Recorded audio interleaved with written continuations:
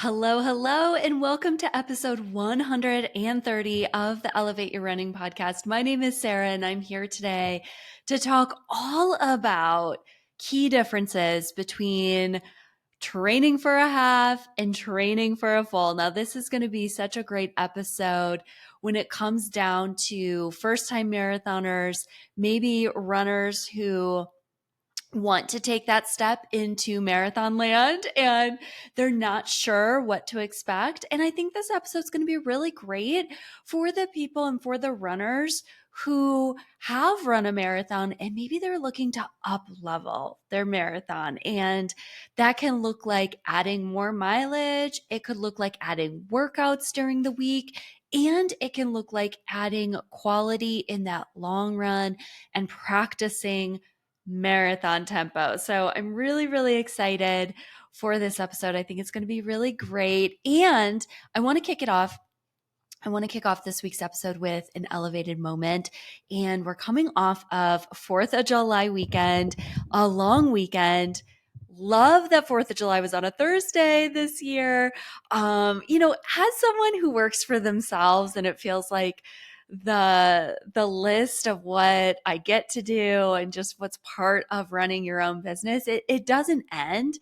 So holidays are a different kind of thing now. They feel different than when I worked in corporate America. And it's like, oh, you have PTO, you have certain days off.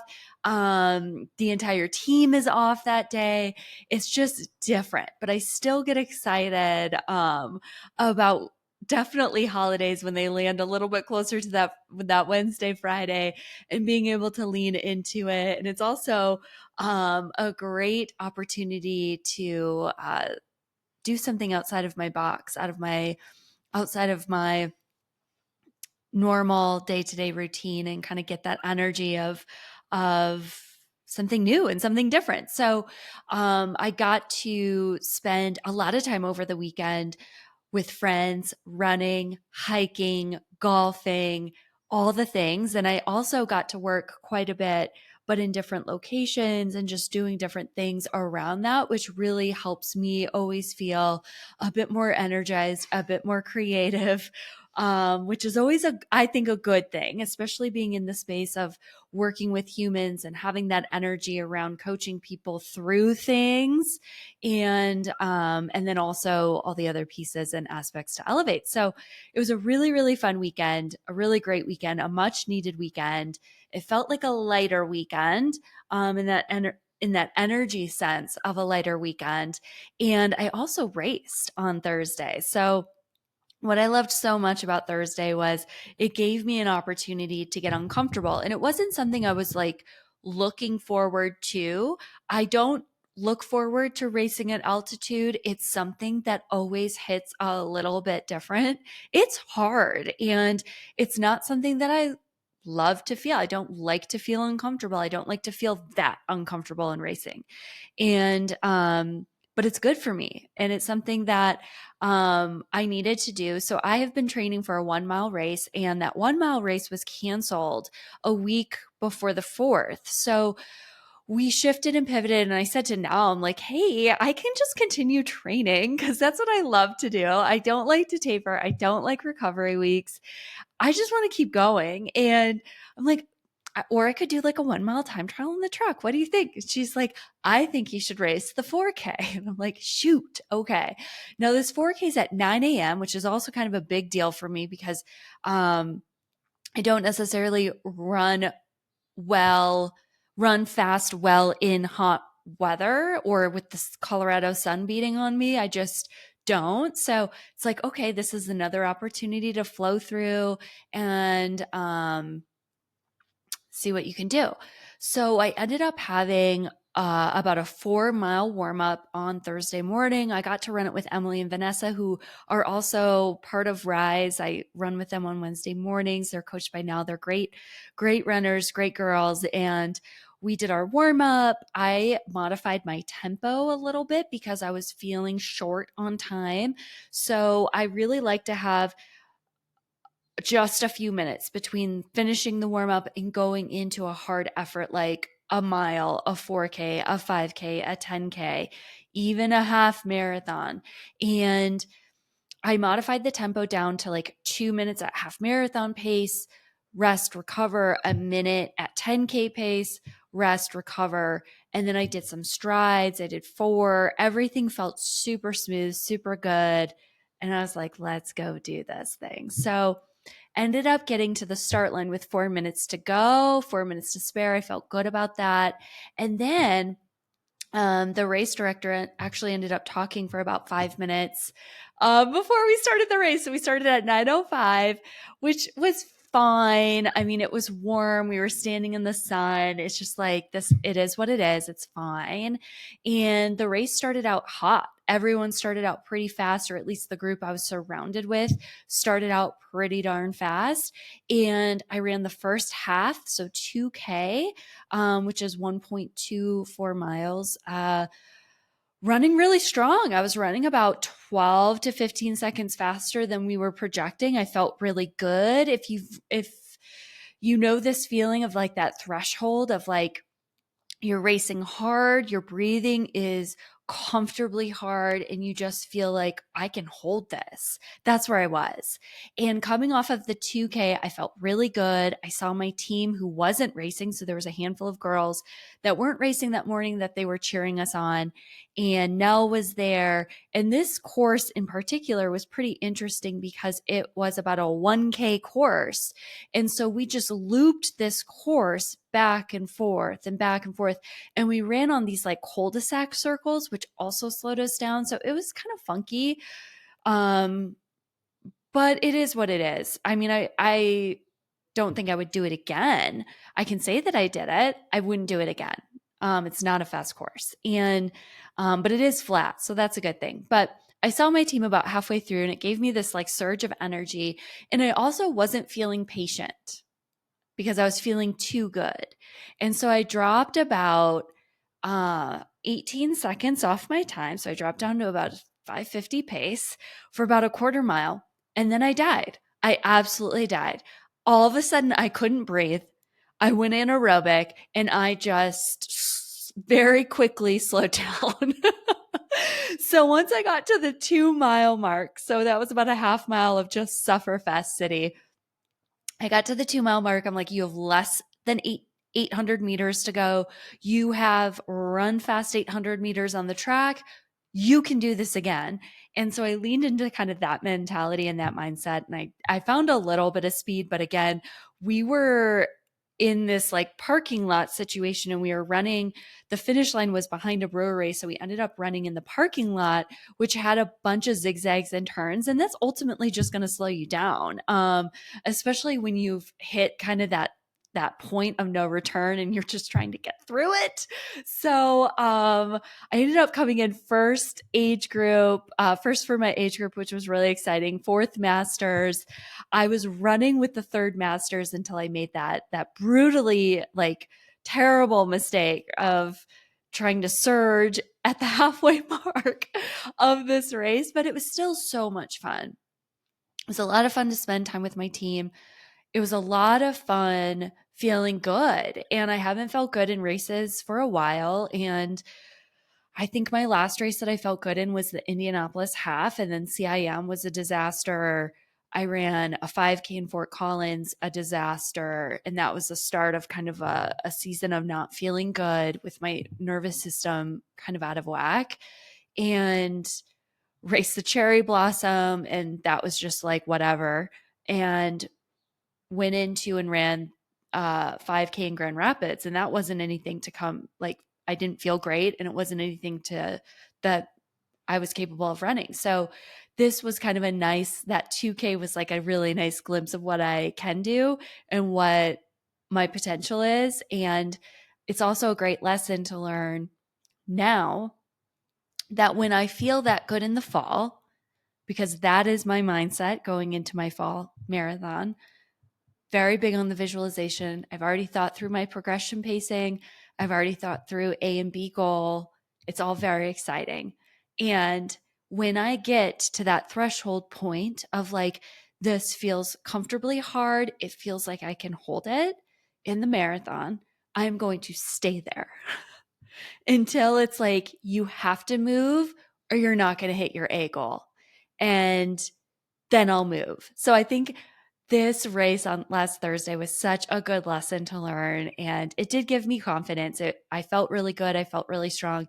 Even when I was running, my second mile came in at 6:30. Nell said I still looked really, really like I just looked really good. And that's like something that you want to hear when you're falling apart. So that feels good. So that's my elevated moment of the week.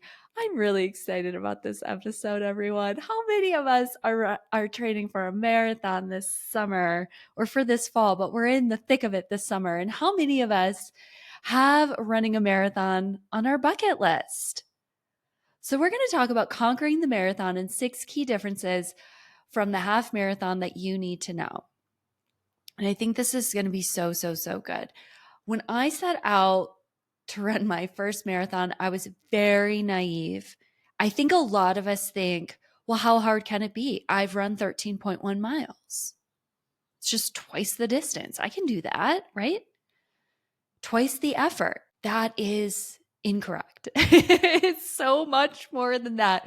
And some of it's hard to describe because you almost have to go through it to understand what goes on in a marathon training cycle. But I'm going to do my best to kind of break down the key differences between the half and the full. I think the first key difference is that your training changes.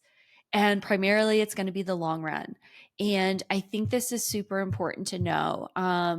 The distance that you run in training, and this could be in your first marathon, this is also going to apply to marathoners who want to up level, run more miles, run workouts, or run quality or marathon tempo in their long runs. Your cycle is all dependent on how you're feeling, your fitness going into that cycle, how you adapt during that cycle, no matter what, right? So if I'm working with an athlete who's coming to me and they've maybe run a marathon, they did a lot of easy miles, they jogged the marathon, but now they want to race the marathon. Great. You're in a really fun place to be. And if you're an athlete who has never run a marathon and wants to run your first marathon, great. You're in a really fun place too. I remember I coached girls, Abby and Sara. I don't know if they still listen to the podcast. They came to me to run the Twin Cities Marathon, and they had never run a marathon before. And they both gave themselves a full year to do it. And I loved that so much because there are sometimes where new runners will come to me and there's 12 weeks before a marathon or 16 weeks before a marathon. And I think, oh gosh, as a new runner, I would love a year. You know, if you could only give me 6 months, I'd take 6 months. I would take 5 months. But starting to teeter on that, like under 5 months, and you've never run a marathon or you haven't established a good running base, oh, that's such a scary place to be because there's just so many things that can go wrong. The training load itself is just so intense. So I got a full year to work with these girls. And one of the girls ended up running, she ended up running a 2-mile time trial, just like go out, run 2 miles as hard as you can. Don't stress about it. Don't worry about it. If you blow up, you blow up. If you don't, you don't. Like there's no strings attached to this. I just want some data because we don't have any data. And she ran a 7:50 pace for 2 miles. Great. Let's work with that. We have a year. Over the course of a year, we were able to get her marathon time to average 7:50, and she Boston qualified in her first marathon. How cool is that? Her name is also Sara, which is fun. And so anything is possible, right? But giving yourself time is going to be the most important thing because training does change or training looks different. The long run is going to be very, very important. In the marathon training build, you don't actually run the distance that you're racing on race day, which is very scary for, I think, everyone. You don't know what's on the other side of your longest long run, right? You have no idea. You just know how those runs feel in training. And let me tell you, those training runs typically don't feel good because you have training fatigue and training volume and cumulative fatigue on your legs, right? So there is you might only be running 16, 18, 20 miles in your first marathon training cycle, and you get to trust the process to know that you get to run to 26.2 or whatever the tangent ends up being on race day. The long run itself shouldn't be more than 50% of your total weekly mileage. I think this is also really important to see. I see this all the time. There's like a few 3 or 4 mile like recovery efforts during the week, and then the long runs at 20 miles. Well, that creates an intense amount of intensity and fatigue on that long run, and you're probably going to get injured because there is no like supporting mileage throughout the week. So if you're running a 20-mile long run in your marathon prep, you want to also be running at least 20 miles during the week in your recovery and easy efforts, for sure. Your weekly and monthly mileage is generally and needs and gets to be higher than when you trained for your half or when you were just running whatever without a plan, or if you weren't running, obviously it needs to be higher, right? I think it's also important to note that the long run takes a long time, right? When I went into my first cycle, I heard a lot of people say, oh, the long run takes like half your Saturday or half your Sunday. And I thought, no, it's not. I'm going to leave from my place. I'm going to go out there and run. Let's say it's at peak. I'm running 20 miles, which I did in my first cycle. Let's say it was like I think I went over 3 hours. I was like 3:10. It's going to take 3 hours and 10 minutes. It's not going to take half a morning. Well, when you factor in waking up and eating and getting ready for the run and maybe doing some glute activation or some stretching, you go out for your run. How many times do you stop? How many times do you have to go to the bathroom? How many times, are you like stopping for lights or traffic or whatever? And then you get back and then you feel destroyed, right? And then I remember I have a picture of this. I think it was my first 20-mile long run. I threw this like yoga mat down in my living room and I laid down in like all my running clothes, my running shoes, and I was just zonked. And I also wasn't fueling and giving my body the nutrition it needed. So that's part of it. And I think that's so funny because like after you get back from your run, what do? You want to sit down. You want to recover a little bit. You need to eat. You need to shower. It ends up being half your day or an entire morning, even if you're waking up at 3 a.m. to get it done. I know there's a few people listening that do that. It's important to know that you might not run workouts in your first marathon build. Your biggest focus and main priority is getting in miles, getting in easy miles, getting in recovery miles, and making sure that long run's there. If you can do that and do that well, i.e., you're healthy, then you can start to add in intensity, but you might not run workouts, which is a change if you're coming from maybe throwing in some pickups during some workouts or during some runs, right? Or wanting workouts and running workouts, but not having a lot of that base. It gets to flip flop for marathon training.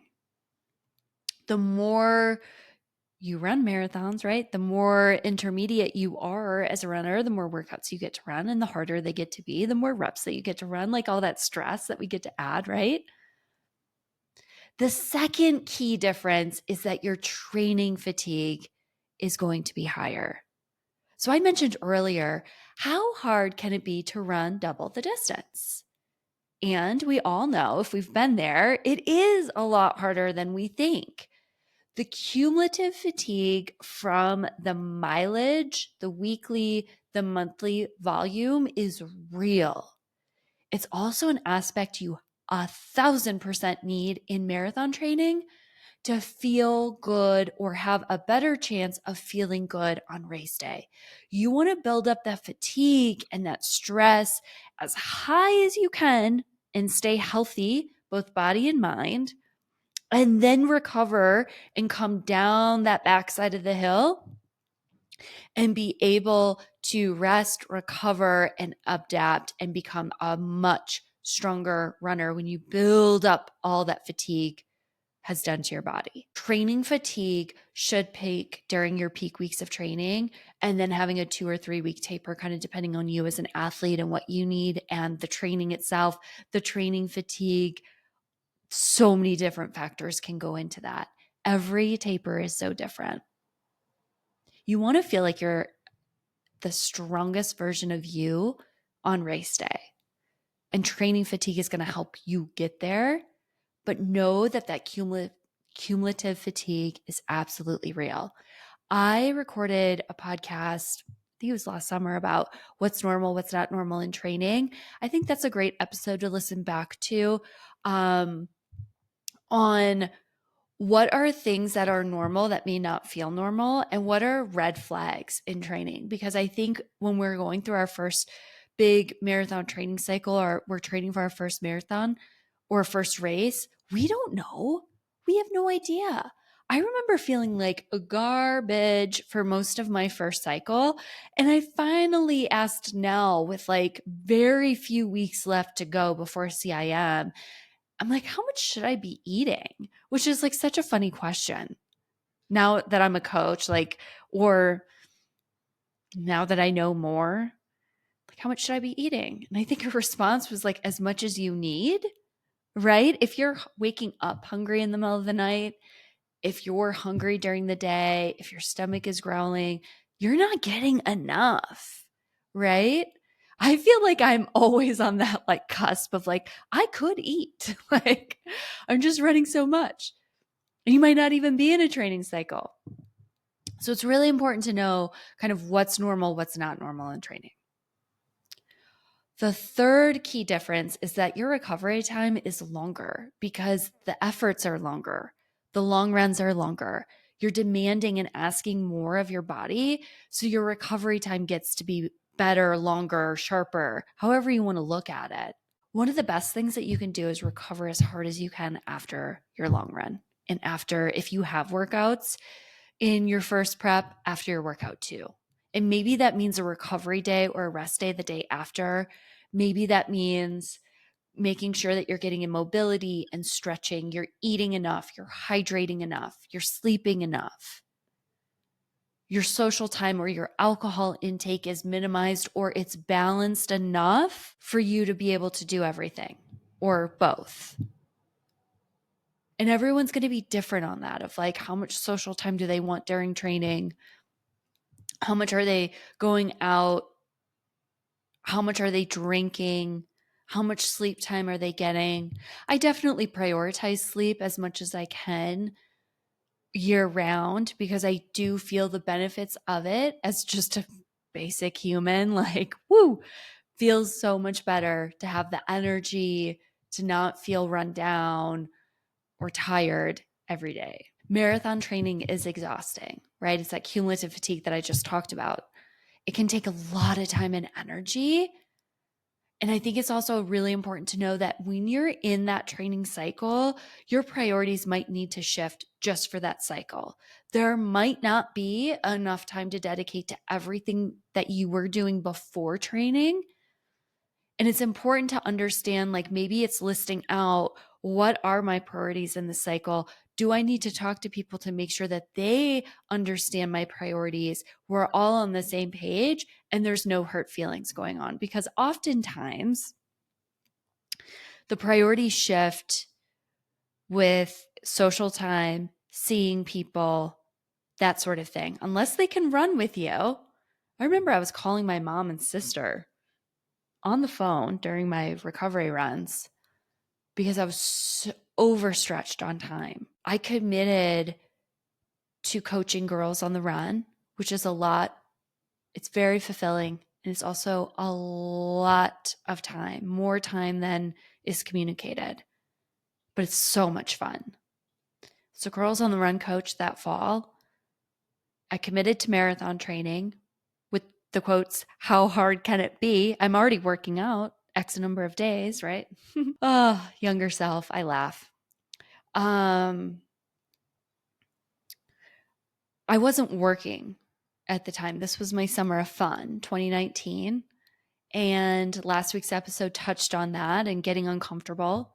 So I was getting uncomfortable, and it was also a lot of fun. It's a ton of fun, but it's also very uncomfortable. I then got a contract job for 6 months. So all of a sudden I'm like, whoa, okay, so now I am working, but they were giving me a lot of flexibility.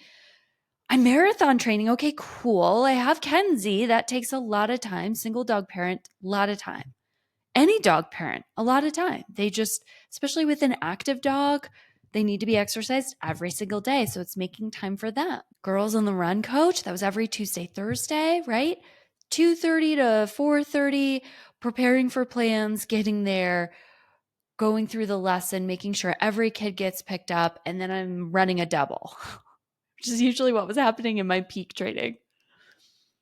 And then I met someone. So right before everything started, I was in a relationship on top of it. Oh my gosh, how much more can you add to my plate?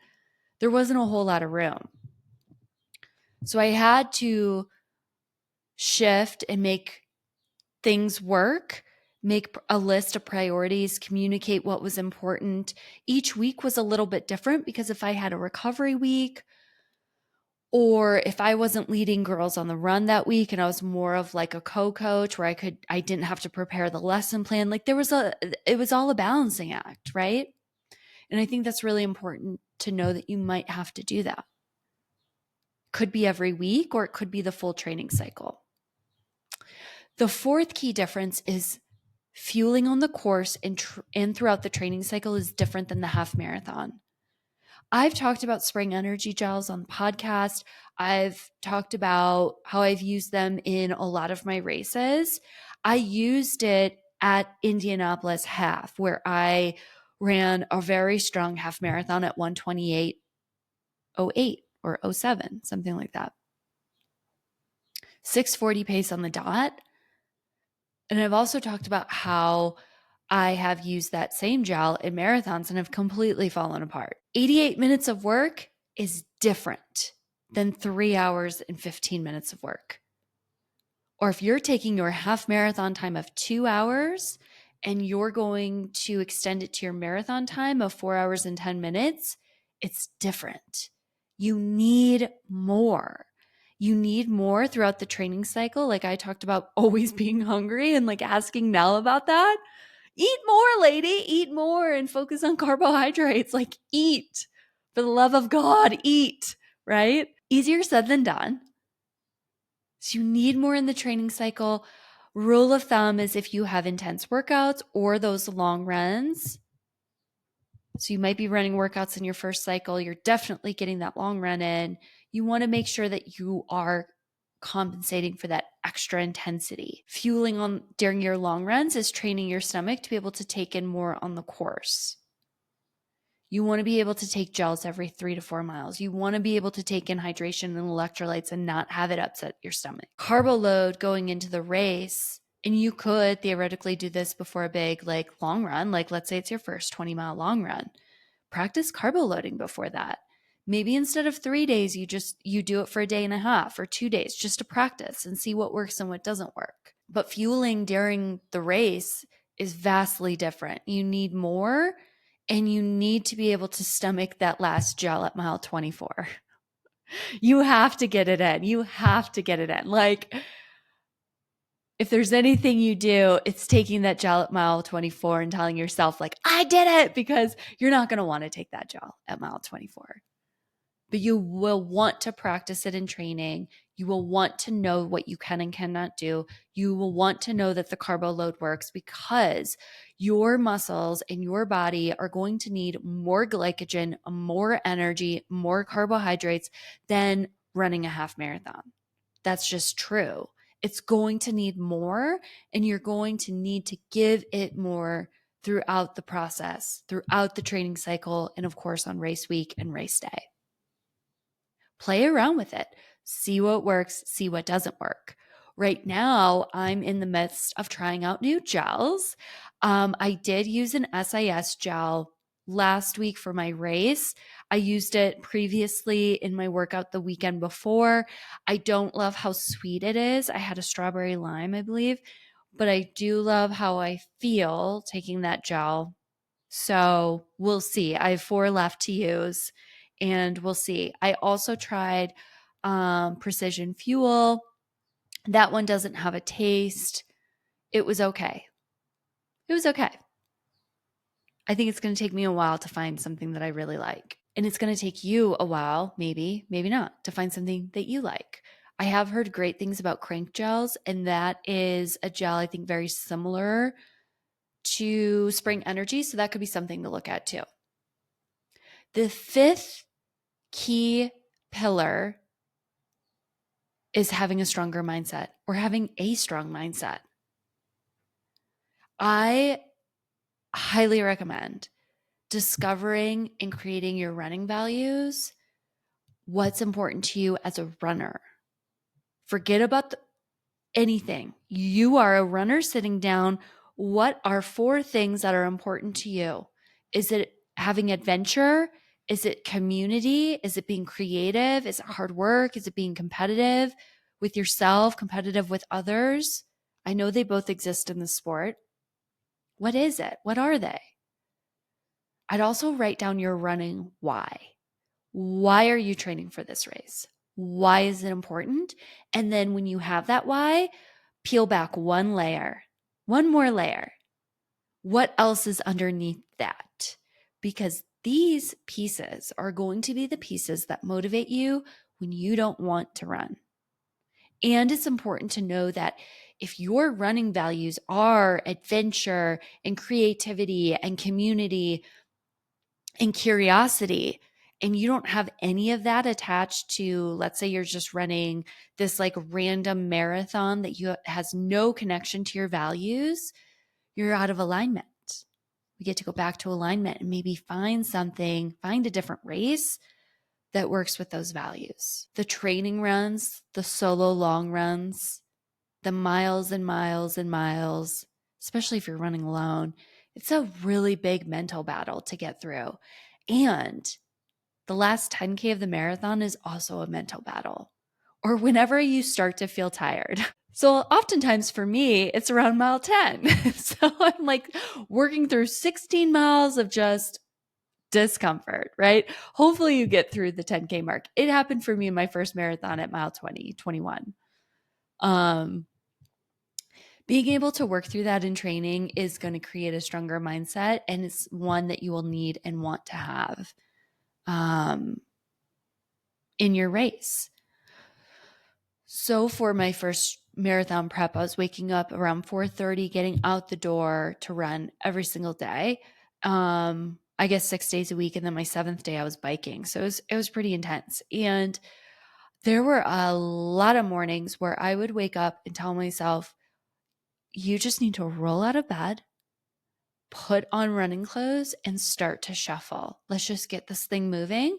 And then eventually I'd warm up. Those mornings carried me when things felt really hard at CIM. And that was right around 21, mile 21, 22, definitely the last 4 miles of that race.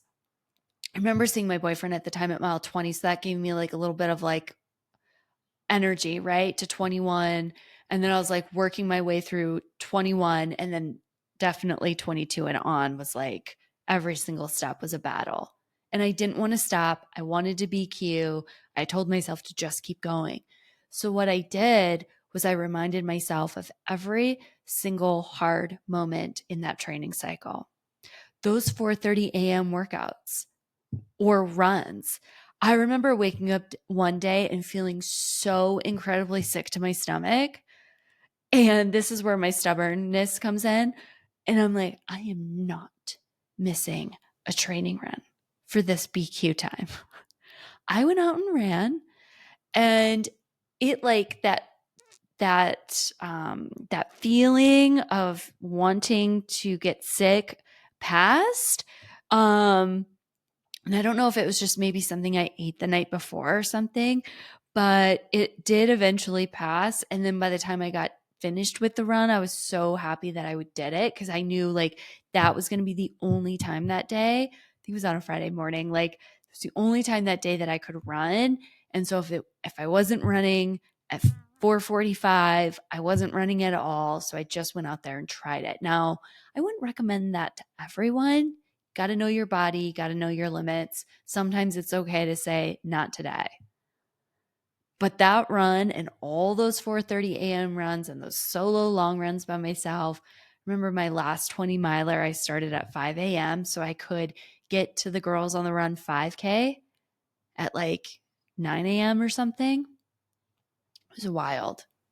Did it all alone. I did a 5-mile loop. I had a workout that was 5, 5, 5, 5. It's so interesting to like remember this stuff 5 years later. And all the synchronies of 5. Anyways, I remember I did this 5-mile loop. So it was like 5 miles easy, 5 at pace, 5 miles easy, 5 at pace. And I love loops. I mean, I loved loops 5 years ago. I still love loops. Maybe not loops on a 4K course where you're going through cul-de-sacs and like 12 plus turns, but I love a good like mile loop, 5-mile loop, especially when it's like an even number with your run. I just love that. And you feel good. You get it done. The last key difference is recovery time post-race is much longer, and that's really important to know. Your body just did a really hard thing. Congratulations. You just ran 26.2 miles. You proved yourself right. You had everything going for you. You ran your race, you got it done, and now it's time to recover. I think it's important that we normalize this because I see a lot of people just go out and want to race, or not race, but like get back to running right away. What happens 9.5 times out of 10 is that the person either gets burnt out, their body shuts down, or they get injured, which is a form of their body shutting down. But the body shutting down is like their legs feel so heavy, so tired, they can't do anything. And this usually transpires a few weeks or a few months after the race. I have an athlete in this right now. It's a really tough place to be. When you get a full week of rest, or you might take 4 days or 5 days, I highly recommend a full week after a marathon. Most people going back even 4 or 5 days, I see get injured. And I know I don't see everyone, but it is something that I see. And taking that full week off is so important because even though your body might feel good, there is so much internal work going on to repair itself. There's a lot that goes on internally. Your muscles, your tendons, everything is just shredded, right? It needs time to really mend itself, to repair itself before getting back out there. You want to be able to take the time because 2 things. One, if you have another goal, you're going to be able to start training for that when you're ready to train and feel good or feel better than if you were to get back into it too quickly. And I also think that it's a great time to lean into socializing, sleeping in, leaning into other hobbies. Remember that priority list that I shared earlier on in the episode? Well, now your priorities get to flip flop, they get to shift. So, who are the people? What are the things that you've had to say not now to? Reach out to them. Every single marathon training cycle concludes. There's like 2 things that I do. I know I always get a full week off, so I want to sleep. Even though I prioritize sleep and training, it's something that I will take to a whole new level that next week. And then before the race, will reach out to friends who I haven't seen and said, I would love to see you over these next 2 weeks because I know my training schedule's lighter, which is going to allow more time. It also allows more time to work and to get caught up on like other projects that I want to do with Elevate, which is nice. So it's a great time to lean into that. And I think that's a great way to balance it all, right? Or have that like that flow of training, racing, getting back to other things, and then have the seasons flow back and forth. I think it's really important to be proud of yourself, whether you're not training for anything, and you're getting out there, lacing up your shoes, you're having a hard time with it, you're crushing it, you have ran half marathons and want to run your first marathon this fall, you are running your first marathon this fall, or you're going into maybe your second or third or fourth marathon and you're up leveling your training, you're doing hard things in the training cycle, be proud of yourself. First and foremost, you're doing hard things to make everything happen that you want. You're going after your dreams. You're getting uncomfortable. It's important to know that it's not going to look perfect every single day, but the whole big picture, you're moving in the right direction. You're taking one step forward every single day. And that's a really exciting place to be because your potential is limitless. You can go as far as you want to go. You get to say how far you want to go. And that's a really cool thing. I hope you really loved this episode. I hope you got something from it, took something from it. And I'd love to hear from you. I'd love to hear your elevated moments. I'd love to hear your what you got from this episode, what you took from this episode. And if you're running your first marathon, I'd also love to hear that and how it's going. Thank you so much for listening this week. I appreciate you, and I'll see you again soon.